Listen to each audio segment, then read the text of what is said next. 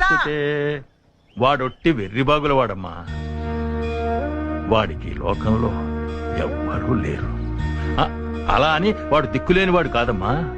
వాళ్ళ అమ్మవాడికి అన్ని అమర్చి మరీ వెళ్ళిపోయింది తల్లి. అందుకే వాడు అంటూ ఉంటాడు, నాకు మా అమ్మ బోలెడంత ప్రేమనిచ్చింది, అది అందరికీ పంచాలి అని. పిచ్చి నాయన, వాడికి ఇవ్వడమే తప్ప తీసుకోవడం తెలీదమ్మా. అందుకే ఇన్నాళ్ళు బెంగపడుతూ ఉండేవాడిని వాడెలా బతుకుతాడా అని.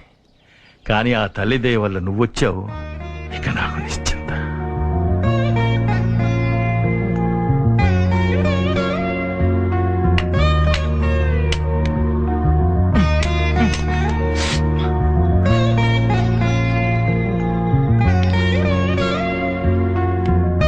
ఏంటి దేవుడు ఏమన్నాడు?